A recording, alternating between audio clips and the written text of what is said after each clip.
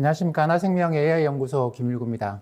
글로벌 경제 및 금융시장 전망 말씀드리겠습니다. 제가 보통 하는 포맷하고 이번에 좀 다르게 접근을 해봤는데, 시장 가격이 저도 한 30년 이 일을 하고 있습니다만 30년 동안 본 적이 없는, 그러니까 뭐 국내에서 이런 일들을 몇 번 보긴 했습니다만 글로벌 시장에서는 30년 동안 본 적이 없는 그런 가격 변화들이 많이 생기는 것 같아요. 그래서 제가 요런 면에 좀 주목을 해봤습니다. 하이크 이야기인데, 이게 시장 가격이라는 게 어떤 의미를 가질 것인가. 어떤 분들은 뭐 가격이라고 하는 거는, 시장이라고 하는 거는 자본주의 이후의 산물이다라고 이야기도 합니다만, 역사적으로 보면 거의 원시 시대 때부터 가격이 있었던 것 같아요. 물론 이 가격이라는 게 얼마나 그 사회에 큰 영향을 미쳤는가는 좀 다릅니다만, 뭐 저는 하이에크만큼은 아니지만, 하이에크는 완전히 시장주의자고 합니다만, 가격이 상당히 큰 기능을 수행한다라는 것에 대해서는 아무도 이견이 없을 것 같아요.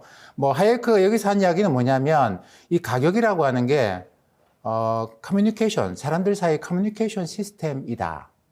마치 꿀벌들이 어디에 꿀이 있는지를 다른 벌들한테 알려주기 위해서 춤을 추고, 개미들이 화학물질, 페로몬을 내서 뭐 이런저런 의사소통을 하는 것처럼, 인간들은 말을 갖고 의사소통을 하죠. 근데 기본적으로 이제 경제 메커니즘에서 내가 이걸 할 건지 말 건지, 이걸 생산할 건지, 뭐 이런 것들에 대한 의사 결정을 하는 그런 커뮤니케이션은 가격이 주로 담당을 하고 있다는 겁니다. 이 가격이라는 건 마치 우리가 공장에서 계기판의 다이얼과 비슷해서, 하이에크가 한 이야기는 그 계기판의 다이얼만 보고 있으면 지금 상태가 어떤 상태니까 어떤 행동을 해야 되겠다라는 거를 알 수 있는 것처럼, 가격이라는 게 그런 기능을 제공하고 있다는 것이죠. 그렇기 때문에 우리가 매일매일 뭐 시장을 보고 뭐 사고 팔고 하면서 가격을 봅니다만, 사실 많이 놓치고 있는 게, 이 가격이 무슨 이야기를 계속하고 있는데 우리가 그걸 놓치고 있을 수 있다라는 생각을 해서 좀 특이하게 이상한 반응들을 보이는 가격 몇 가지를 말씀드리려고 합니다. 제일 먼저 말씀드리려고 하는 게 타코 트레이딩인데, 이 타코라고 하는 게 어떻게 보면 트럼프 대통령이 상당히 좀 비하하는, 그러니까 뭐 큰 소리 뻥뻥 쳤다가 주식시장이 난리가 나면 슬그머니 뒤로 빠지고 꽁무니 뺀다, 이런 식의 표현인데, 여러 번 그런 일이 있었죠. 여러 번 그런 일이 있었고, 대표적인 게 이제 상호관세 때라고 이야기합니다. 그래서 많은 사람들이 이제 트럼프 대통령이 안 되면 후퇴한다라고 하지만, 근데 제가 볼 때는 아니에요. 트럼프 대통령은 자기 하고 싶은 거 결국 다 합니다. 상호관세 그렇잖아요. 상호관세 한다고 주가 지수가 20%씩 막 폭락하고 하니까, 그래서 안 했습니까? 결국 상호관세 했습니다. 근데 트럼프 대통령은 흔히 말하는 돌직구 스타일은 아니에요. 상호관세 할 거야, 뭐 주가가 아무리 폭락해도 난 할 거야, 이거 아니고요. 또는 답정너 스타일도 아니에요. 난 상호관세 할 거야 라고 하고 뭐 이러는 게 아니고, 상호관세 할 거야 라고 이야기해 놓고 난 다음에 시장의 반응이 안 좋으면 이런저런 이야기들을 해가지고 시장이 반응이 괜찮아질 때까지 계속 말을 돌려가면서, 시장이 이제 조용해질 때까지 말을 돌리고 난 다음에 시장이 괜찮아지고 나면 상호관세를 그때 가서 합니다. 마치 조삼모사처럼 시장을 가지고 노는, 그러니까 어떻게 보면 굉장히 뛰어난 협상가, 상대의 마음을 상하지 않게 이제 움직여 나가는 그런 능력이 있다고 봐야 될 것 같아요. 제가 이제 그래서 요즘 많이 고민하는 게, 이 사람이 어떻게 그런 능력을 갖고 있을까라는 고민을 많이 하는데, 이 트럼프 대통령의 화법을 보면 굉장히 특징적인 게, 우리가 보통 육하원칙이라고 이야기를 하는데 거기서 빼먹는 게 있습니다. 물론 정보를 가진 권력자는 절대로 내가 왜 그런 행동을 하는지라는 왜, 그리고 구체적으로 어떻게 그런 걸 달성할 건지에 대한 why나 how에 대해서는 이야기를 하지 않습니다. 그게 이제 그 정보를 가진 자, 권력을 가진 자의 특권이죠. 하지만 그거 제외하고 누가 언제 어디서 무엇을은 보통 이야기를 하는데, 트럼프 대통령은 요 이야기를 하면서 여기서 한 개 정도를 빼요. 가령 뭐 이란 전쟁 점진적으로 축소시켜 나가겠다, 뭐 강도를 줄여 나가겠다, 언제부터 그렇게 할 건지에 대한 언제 이야기를 뺐고, 그 다음에 이제 이란과 협상을 하고 있다, 누구와 하는지 이런 이야기들을 하나씩 뺍니다. 빼고 난 다음에, 그러면 이제 주식시장은 특이한 사람들이 모였죠. 뭔가 빠져 있으면 거기를 희망, 기대 이런 걸로 채우는 사람들이 주식시장을 구성하고 있습니다. 그래서 하나를 빼면 그거를 주식시장 있는 투자자들은 자기들한테 가장 유리한 걸로 일단 채워놓고 반응을 하는 그런 특성들이 있는데 트럼프 대통령이 이걸 굉장히 잘 이용을 하는 사람인 것 같아요. 그래서 잘 관찰해 보시면 하나씩을 빼는데 내가 그거를 어떤 걸로 채워넣느냐. 근데 언론은 뭐 뉴욕타임즈나 이런 언론들은 그거를 기대로 채워넣지는 않죠. 굉장히 냉정하게 이야기를 하기 때문에 트럼프 대통령이 비난을 그렇게 많이 하는 그런 것이기도 합니다만 어쨌든 제가 드리려고 하는 말씀은 결코 트럼프 대통령이 겁먹고 뒤로 빠지는 타코 스타일은 아니다라는 겁니다.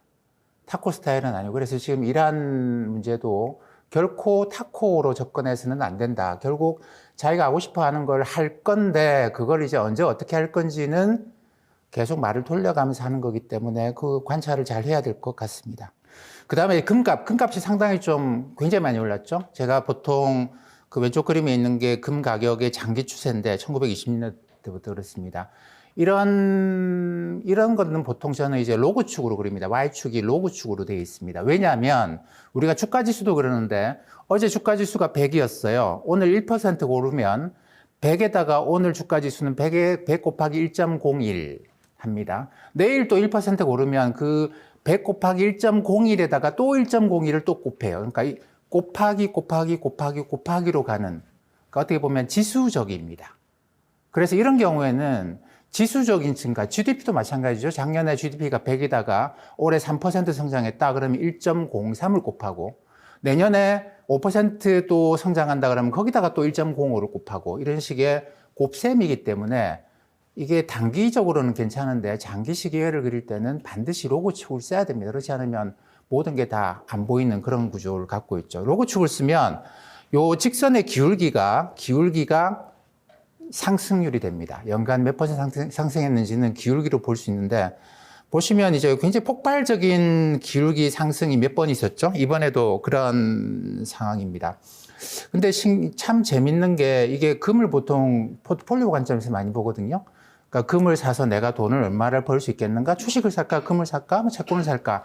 이런 관점에서 보면 지금 절대로 해석할 수 없는 특이한 현상입니다. 왜냐하면 이게 오른쪽 그림 보시는 것처럼 그런 포트폴리오 관점에서는 이 빨간색과 파란색, 미국의 인플레이션까지 제거한 금이랑 가격이 반대로, 그러니까 금리가 올라가면 사람들이 인플레이션까지 다 보상을 해주는데도 금리가 이렇게 높아? 그럼 내가 금을 가질 필요가 없네. 내가 팁스 채권을 사야지. 이렇게 될 거고. 금리가 너무 낮으면, 아이고, 이거 인플레이션도 방어 못한, 이거 가지고는 안 되겠어. 뭐, 가령 팁스가 마이너스가 됐다 그러면, 이거 사서는 안 되겠네. 금을 사자. 뭐, 이런 식의 보통 포트폴리오 움직임인데, 그걸로 설명할 수가 없는 게 팁스 금리가 많이 높은 상황이거든요, 지금은. 근데 그럼에도 불구하고 금리가 이렇게 치고 올라갑니다.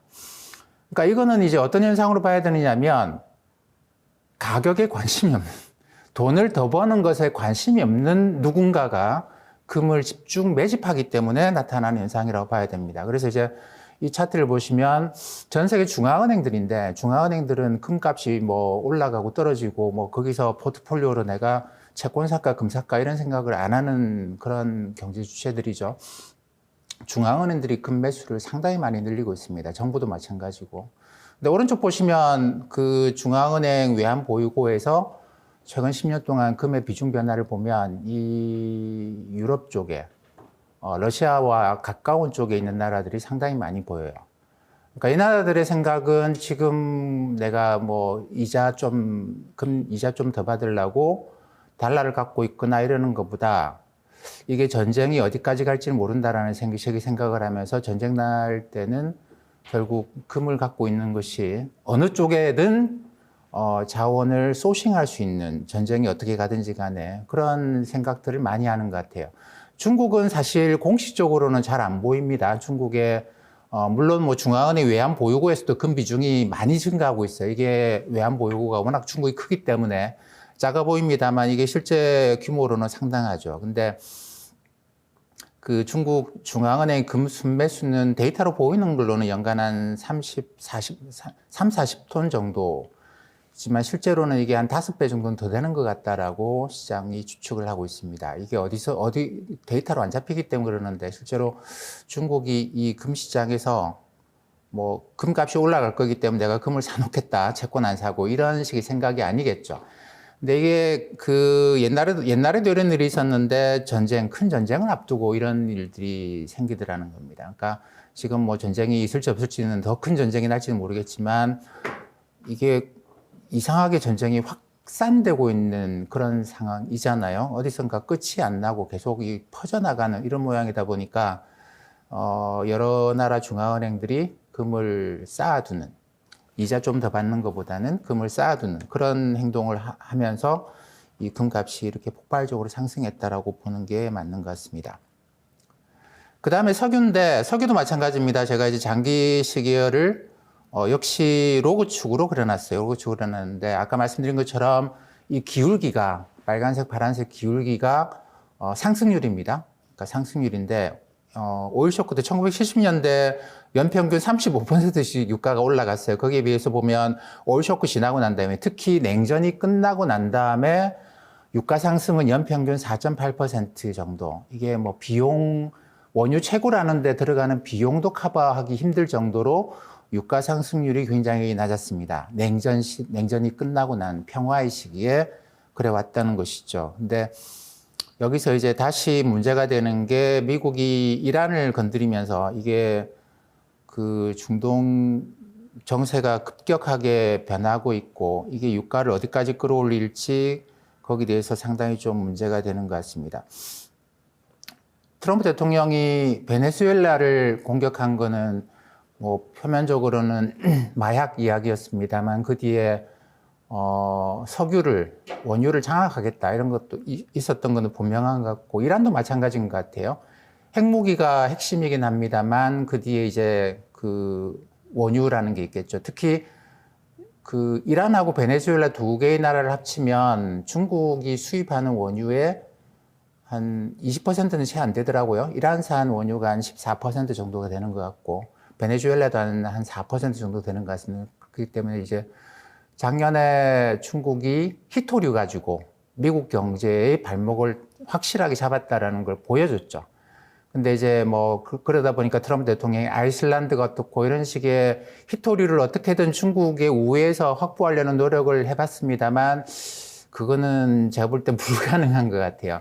그러니까 광물 자원이 있다고 해서 히토류 생산을 할 수 있는 건 아니거든요. 그렇게 보면은 히토류에서 중국을 대체하는 거는 거의 불가능한 것 같고 그래서 이제 진정한 의도가 저는 어떻게 보면은 중국의 발목을 잡을 수 있는 서로 간에 서로의 목줄을 붙잡고 그러니까 중국이 히토류 가지고 미국을 압박하지 못하도록 할 수 있는 카드는 뭐 이란, 베네수엘라 원유를 갖고 이제 호르무즈 해협.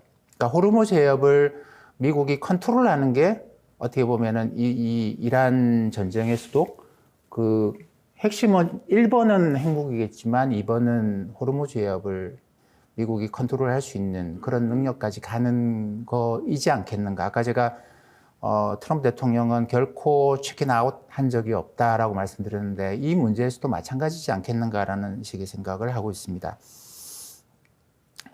호르무즈 해협에 대해서는 뭐 사실 미국은 이게 큰 부담이 아니에요. 왜냐하면 미국이 2001년에 그 9.11 테러 이후에 중동 원유 의존도를 낮추기 위해서 많은 노력을 했고 특히 2010년대 셰일 혁명 이후로는 지금 오른쪽 그림에 보시는 것처럼 사우디나 뭐 쿠웨이트 이런 데서 원유를 수입하는 비중이 현저하게 줄었습니다.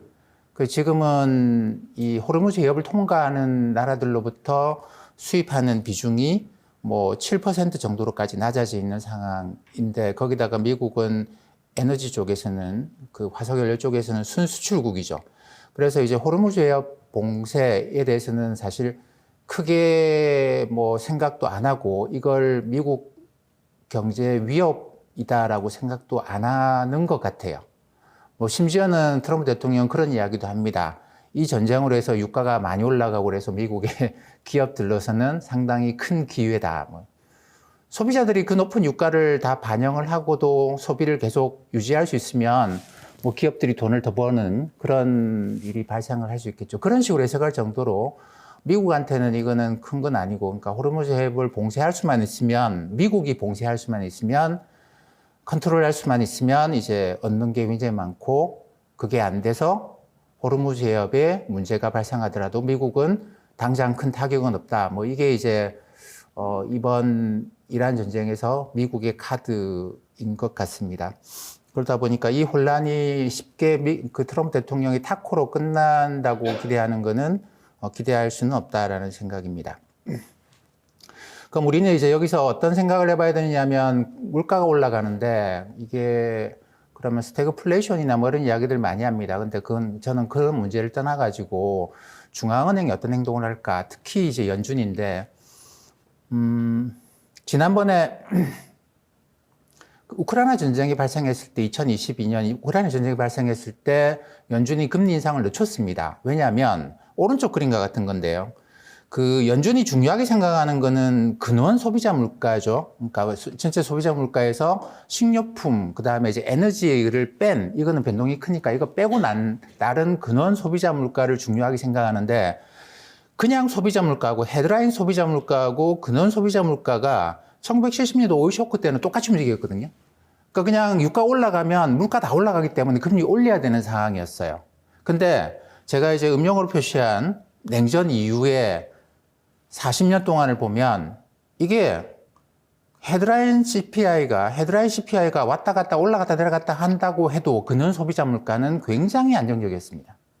그러니까 유가가 좀 폭등을 하더라도 그냥 기다리면 돼요. 기다리면 다시 안정되는, 유가가 다시 내려올 때까지 기다리면 되는데, 그렇게 해서 이제 연준도 2022년에 우크라이나 전쟁이 생기면서 뭐 전반적으로 이제 뭐 유가나 에너지 문제가 발생했을 때 조금만 기다려보자. 그러면 물가가 다시 물가는 안정돼 있을 거야. 근원 소비자 물가는.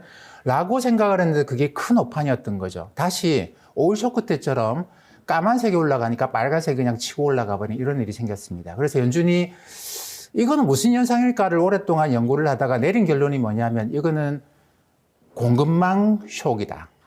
그러니까 단순히 유가가 올라간 게 아니고 공급망이 샥을 받으면 그러면 근원 소비자 물가도 같이 올라간다라는 식의 결론을 내리고 제가 왼쪽에 해놓은 게 이제 뉴욕 연방은행이 요즘 내놓고 있는 글로벌 공급망 압력 지수라고 하는 건데 이 지수를 작년 11월부터 발표를 하기 시작합니다. 그러니까 유가 올라가는 거가 중요한 게 아니고 그 유가 상승이 공급망 충격과 같이 나타나는 거냐 아니면 공급망 충격은 없이 그냥 유가만 올라가는 것이냐 두 가지를 구분해서 보고 공급망 충격이 없이 그냥 유가만 올라가는 거면 그냥 기다리면 된다라는 거예요. 굳이 통화정책 쓸 필요 없이. 근데 이게 공급망 충격과 같이 오는 거면 금리 올려야 된다는 거예요. 어차피 근원 소비자 물가가 올라갈 거기 때문에. 그러니까 지금의 이제 유가 상승도 이게 이제 공급망 충격이냐 아니냐, 요게 이제 데이터가 그 매월 발표가 됩니다. 그래서 이렇게 보면 연준의 금리 정책은 결국 이 데이터에 의해서 이 값이 올라가면 결국 금리 인상을 서두르게 될 수밖에 없다라는 생각을 합니다. 요게 안정돼 있으면 뭐 금리 인상을 굳이 할 필요 없이 그냥 좀 시간 지나면 유가 올라가면 자연스럽게 사람들이 그 기름을 덜 쓰겠죠. 그러면 이제 수요가 줄어들면서 다시 가격이 내려가는데 그때까지 기다리면 되지 굳이 금리 인상을 해야 될 필요는 없을 거예요. 근데 이게 공급망 충격이 들어오면 올라간 유가가 안 내려오거든요. 그러면서 다른 부분으로 유가 상승의 충격이 다 전이가 일어나는 그런 문제이기 때문에 금리 인상을 그때는 해야 될 겁니다. 그래서 이 문제는 공급망 충격, 공급망 압력 지수를 발표되는 걸 이제 좀 지켜보시죠.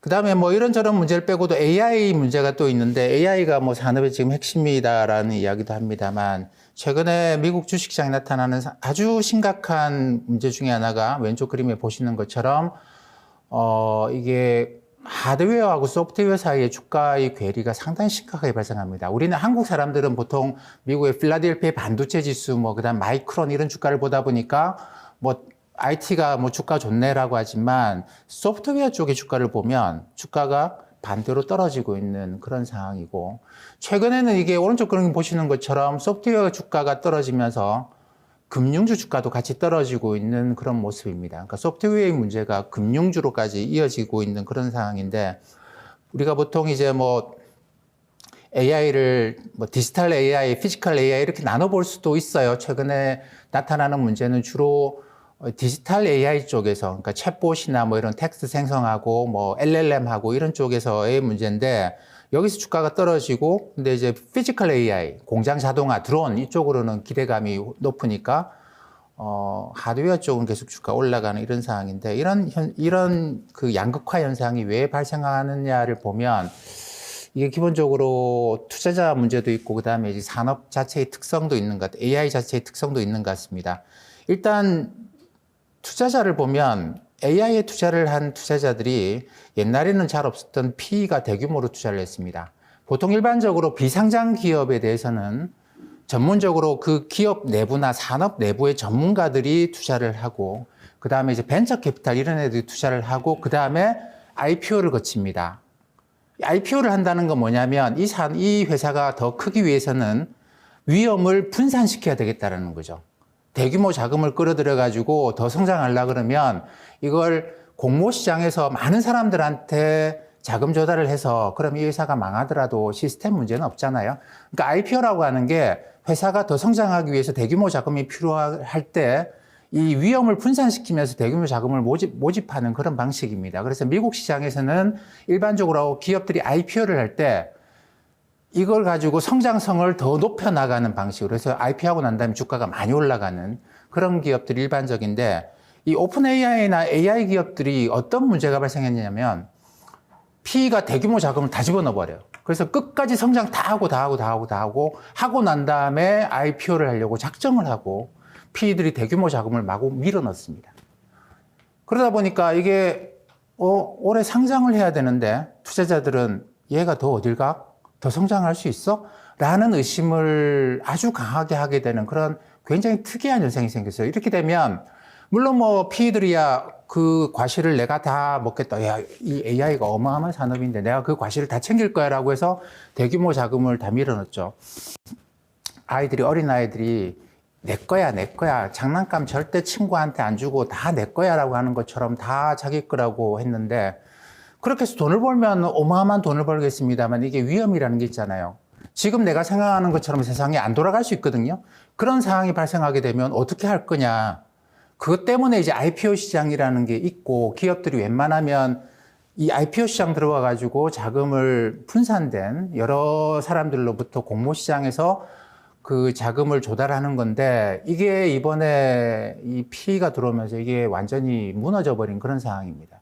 그래서 이제 위험이 집중돼 있는 그런 상황인데, 이게 올해 대규모 IPO를 하게 되죠. 왼쪽 그림이 그동안 2021년에도 IPO가 굉장히 많았습니다. 2020년에 팬데믹 이후로 어마어마한 IPO가 있었는데, 이게 그동안 지난 몇 년 동안 IPO가 없었어요. IPO를 안 하고 이게 PE들이 돈을 다 집어넣어가지고 성장의 과실을 자기가 다 가져가겠다고 하다 보니 IPO를 안 하고 있다가 올해 그게 다 튀어나오는 모양입니다. 근데 나오는 기업들이 그렇게 성장성이 없어요.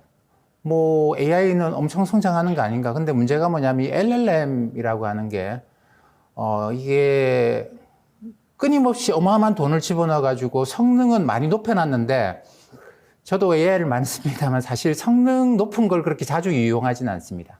가령 뭐 이번에 이란 전쟁이나 이런 데서 아주 고도의 정밀도를 요구하는 그런 분석을 해야 될 때도 있습니다만, 사실 제가 쓰는 그 AI의 거의 대부분은 그 AI가 들어오면서 저는 굉장히 좋은 게 그 전에 읽지 못하던 논문들을 다 읽을 수 있어요. 옛날에는 제가 이제 경제학 출신 하다 보니까 이 공대나 이런 자연과학 쪽 논문을 읽다가 어디선가 식 하나가 딱 막히면 거기서 절대 더 이상 나가지 못하고 거기서 스톱할 수밖에 없었거든요. 근데 AI가 들어오면서 이 AI한테 물어보면 다 이야기해줘요. 근데 성능 좋은 AI가 그러느냐? 아닙니다. 그냥 무료 AI. 가장 우리가 알고 있는 것 중에 가장 성능이 낮은 단계에 무료로 무한대로 그냥 다 답변해주는 애들이 그 정도 다 합니다. 번역 다 하고, 논문 해석 다 해주고, 좀 더 쉽게 이야기해줘. 다른 식으로 이야기해줘. 이런 걸 다 합니다. 그러다 보니까 AI라고 하는 게 아무리 투자를 많이 해서 더 성능을 높이고 해도 소비자들이 늘어나지가 않아요. 무료 AI가 장악하고 있는 딱 그 시장에, 번역이나 이런 시장에서 논문 해석해달라, 뭐 해달라 이런 거는 거기서 변화가 없습니다. 우리가 구글링하고 뭐 네이버에 들어가가지고 검색하고 이런 것들은 얘들 선에서 다 끝나지 더 이상 고성능의 AI를 원하지 않습니다. 그래서 이제 돈은 엄청나게 집어넣는데 과연 이게 소비자한테 의미가 있을까? 그리고 실제로 AI를 쓰고 있는 사람들을 뭐 조사를 한 논문들도 나오고 하고 그러는데 AI 사용하면서 사람들이 집에서 일하다가 회사 일하다가 일하는 시간이 많이 줄었대요. 실제로 컴퓨터 사용량을 보면 일하는 시간이 많이 줄었고 생산성을 많이 높이긴 했습니다. 근데 그러면 사람들이 더 많은 일을 하느냐? 아니고 남는 시간에 여가 검색. 이래도 되고 저래도 되는 거 훨씬 더 세밀하게 검색하는 데 쓰더라는 겁니다. 그게 정상적이겠죠. 그래서 이제 이 AI라고 하는 게 끝없이 성능을 높여갈 일은 아니었던 것 같다. 적당한 수준에서 멈춰야 되는 거 아니었느냐. 이런 생각들을 하는 와중에 어마어마하게 성능을 끌어올린다고 돈을 많이 쓴 애들이 이제 IPO 한다고 나오는 그런 상황이기 때문에 상당한 위험을 갖고 있다라고 봐야 될 것 같습니다. 물론 뭐 이게 아직까지 뭐 피지컬 AI는 이쪽은 아니죠. 이 반도체, 마지막에 반도체 가격인데 이게 뭐 흔히 말하는 슈퍼사이클 맞습니다. 왼쪽에 있는 거는 사실 메모리 반도체는 한국의 수출 데이터만큼 더 빠르고 더 확실하고 뭐 그런 데이터가 전 세계적으로 없어요. 왜냐하면 한국은 가령 3월 31일까지 수출 통관한 데이터가 4월 1일 날 발표가 되잖아요.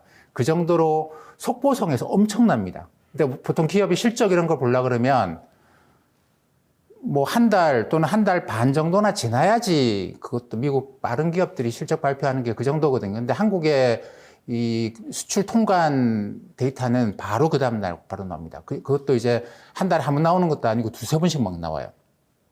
이거만큼 확실한 데이터가 없습니다. 그리고 메모리 반도체를 그냥 뭐 사모으는 게 아니고 뭐 메모리 반도체를 사는 거는 그만큼 사는 거는 뭔가 다른 거를 한다는 이야기겠죠. 그죠? 그러다 보니까 전 세계가 이제 IT 쪽에서는 한국의 이 메모리 수출 데이터를 지켜볼 수밖에 없는데 보시면 제가 빨간색으로 이게 단가로 만들어 놨습니다. 왜냐하면 그 한국은행 들어가면 수출 물량이 나오고 그다음에 이제 수출 금액이 나오거든요. 나누게 하면 당연히 단가라고 봐야 되겠죠. 보시면 이게 사이클이 굉장히 분명해요. 한 2, 3년 주기로 해가지고 사이클이 나타나는데 지금의 사이클은 과거의 사이클보다 훨씬 더 강력한 슈퍼 사이클은 확실합니다. 근데 오른쪽 그림은 그 시간을 훨씬 더 좀 길게 봐서 90년대부터 해가지고 마이크론의 주가하고 S&P 500 주가하고의 전년 동월 대비, 전년 같은 시기에 비해서 주가가 얼마나 더 올랐느냐, 마이크론이 따져보면 지금 뭐 1년 동안에 S&P 500보다 마이크론은 300% 이상? 뭐 그 정도로 주가가 훨씬 더 많이 올라간 사이클인데 예전에 이 정도 사이클은 닷컴 버블 때, 그 다음에 2008년 금융위기 직후에 전 세계가 이 충격에서 벗어나기 위해서 어마어마한 부양책 쓸 때 그때 나타났던 정도의 강력한 사이클입니다. 근데 이 사이클 자체가 그렇게 길지는 않아요. 길지는 않습니다. 그래서 지금 슈퍼 사이클은 많습니다만 이게 너무 길어질 거다라고 생각하는 거는 잘못된 생각이고 이 사이클도 짧을 수 있겠다라는 생각을 하는 게 적절하지 않겠는가라고 보고 있습니다.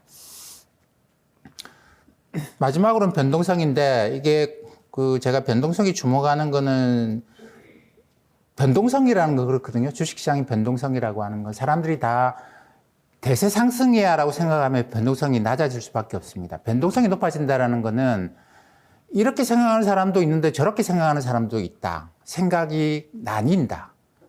이 시장의 사람들이 한쪽으로 생각하는 게 아니고 한쪽으로 생각해서 반대쪽에 뭐 사람들이 항복하는 게 아니고 이게 서로 항복하지 않고 대립되는 의견이 지속될 때, 그럴 때 변동성이 커지는 경향이 있는데 이게 일반적으로 사상 최고치에서 이런 일은 잘 안 생기거든요. 주가가 꽤 떨어지고 난 다음에 이런 변동성 커지는 일이 생기는데 뭐 미국도 최근에 이 변동성 자체가 그러니까 이란 전쟁을 하면서 이게 불확실성이라고 저는 잘 표현을 안 합니다. 불확실성이 아니고 서로 대립되는 의견들이 강하게 서로 치고받고 있는 중이고 우리나라도 이게 사상 최고치인데 최근에 올라간 변동성이 어느 정도냐면 제일 높은 거는 우리 외환위기 1997년이겠죠. 그 다음에 2008년 금융위기 그 정도 레벨 다음으로 세 번째 높은 변동성을 최근에 기록을 했습니다.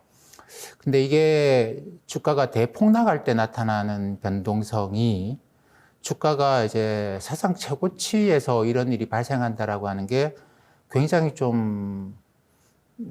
의아스러운. 그러니까 뭐 외국인들이 많이 매도하고 개인 투자자들이 많이 매수하고 이런 식의 서로 간의 생각이 다른 거죠. 서로 간의 다른 생각이 팽팽하게 맞서고 있는 그런 상황인데 이거는 사상 최고치에서는 굉장히 특이한 현상입니다. 사상 최고치에서는 그런 일들이 잘 안 생기는데, 그러니까 보통 변동성의 폭발이라고 하는 게 주가가 좀 하락하다가 하락의 중반 또는 후반 국면에서 폭발을 하는데 최근에 변동 폭발은 사상 최고치에서 나타났다라고 하는 아주 이례적인 현상입니다. 그렇기 때문에 이게 생각이 다를 수도 있겠다. 내가 생각하는 것과는 다를 수도 있겠다. 뭐 오늘 제가 쭉 여러 가지 가격에 대해서 말씀을 드렸습니다만 가격 하나하나 자체가 그렇게 만만하지가 않습니다. 그러니까 뭔가 큰 이야기를 하고 있는 것일 수 있기 때문에